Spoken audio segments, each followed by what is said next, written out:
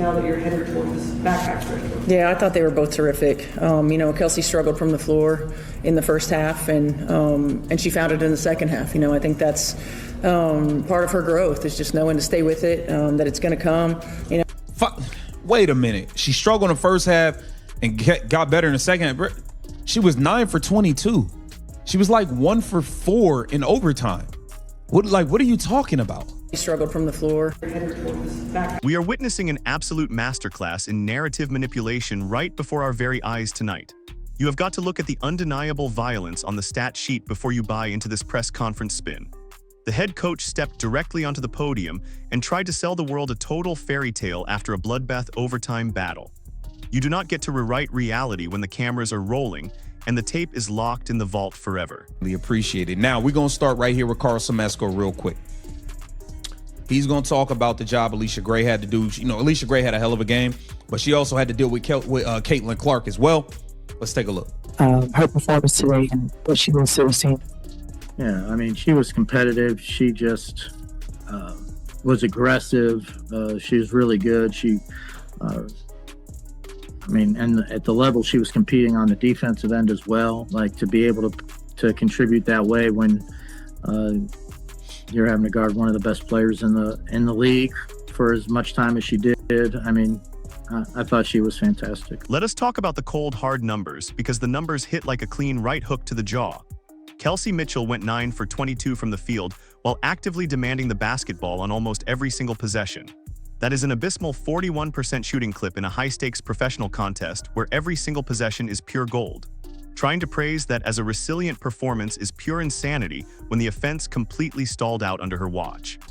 This is about Caitlyn Clark putting the team on her back and Michaela Timpson coming on for the ride and outplaying Angel Reese. Okay, let's not do that. Now, this is her in the locker room. Somebody must have pulled her aside and said, hey, don't try to make this about Kelsey, because watch the tone check. Watch this. And she still didn't even really want to do it, it seemed like.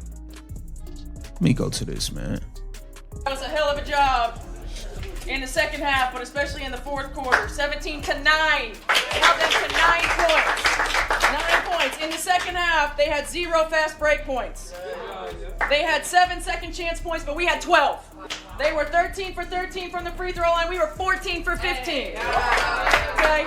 22 points for us off of turnovers. 22 points for us off of turnovers, y'all. That was just an excellent display of toughness, of discipline down the stretch. This entire matchup came down to Caitlyn Clark putting the entire Indiana roster on her back and walking through fire. She dragged this squad across the finish line while facing ferocious defensive traps and absorbing non-stop contact on the perimeter.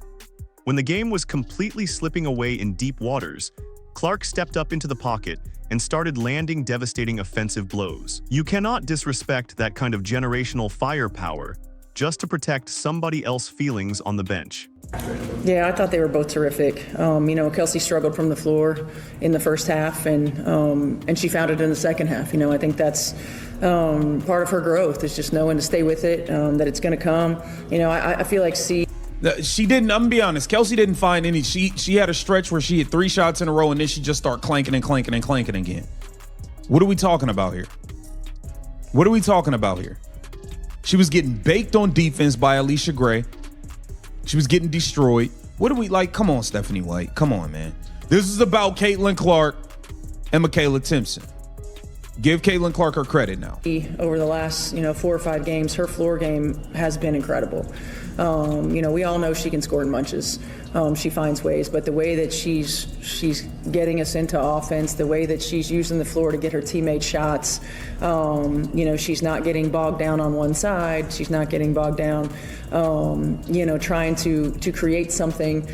She's allowing the game to flow, and she's doing a great job of finding her teammates in that. And when she does that, it opens things up for her in ways. I think the 3 that she got out of a timeout, I don't think she expected to be that open, but I feel like that was a result of all the ways that she was getting everybody else involved throughout the course. Look at the bizarre sequence of events that unfolded the second the team walked off the court and headed inside. The head coach pushed one calculated story to the media, but behind closed doors, the entire energy shifted instantly. Somebody clearly intervened behind the scenes because the locker room address sounded completely different from the presser. That sudden panic tells you everything you need to know about the immense internal pressure boiling inside this organization right now. Of weathering storms and runs, that is playoff basketball, right? The micro adjustments that we're gonna have to make, KK, we throwing you in a whole bunch of... Okay, KK, well deserved. Well deserved, KK. Love what you doing out there. Love what you doing out there. Outplayed Angel Grease.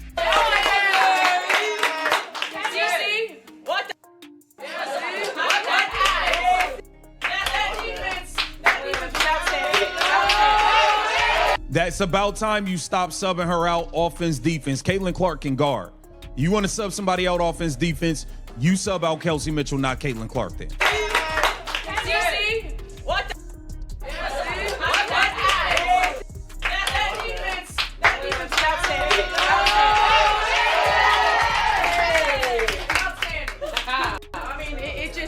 Team effort, y'all. The coaching staff sat at the microphone claiming their veteran guard struggled early, but magically found her groove late.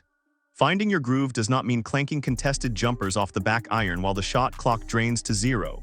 She had one brief hot streak where 3 shots fell, and then she immediately went ice cold under pressure.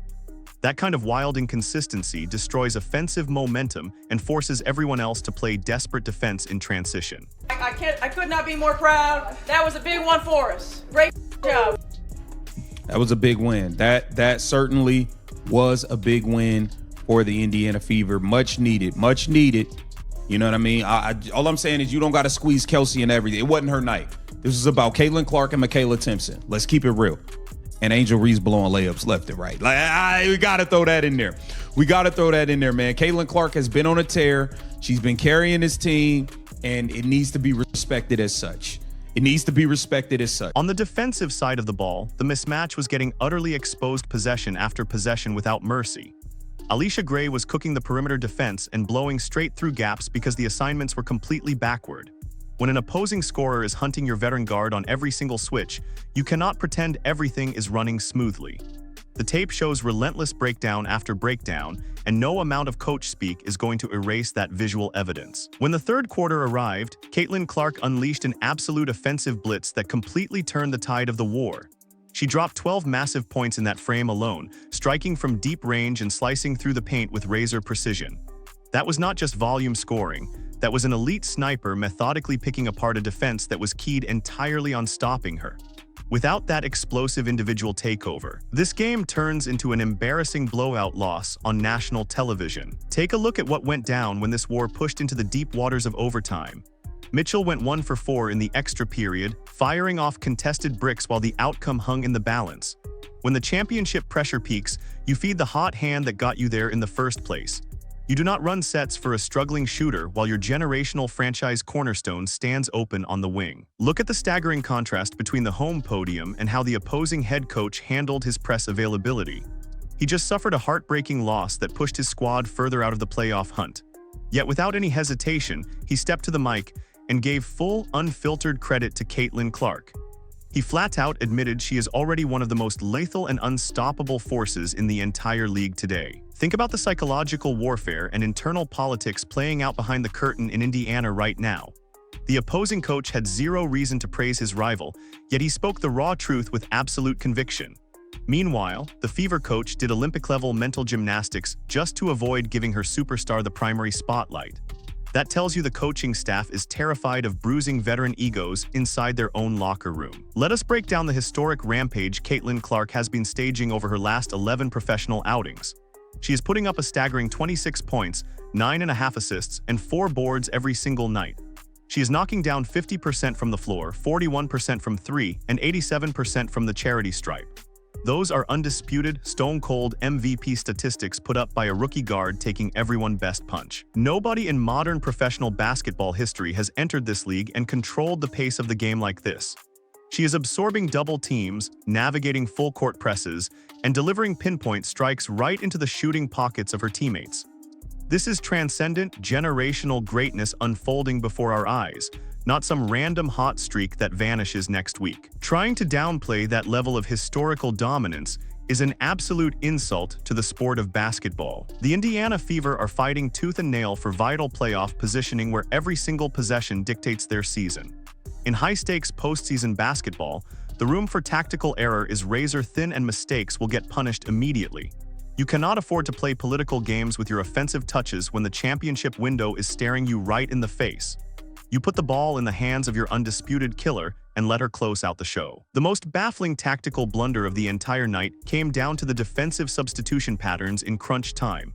The coaching staff made the wild decision to pull Caitlyn Clark off the hardwood during critical defensive possessions.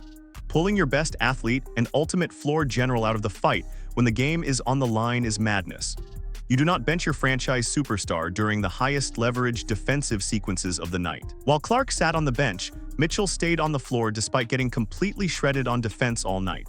Clark has proven all year long that she can dig in, slide her feet, and hold her ground against elite perimeter threats. Leaving a struggling defender out there while benching your dynamic superstar is not based on any analytical defensive metric. That is a stubborn coaching decision rooted entirely in veteran loyalty over pure, undeniable on-court productions. Professional sports at the absolute highest level is a ruthless, unforgiving business where only results and efficiency truly matter.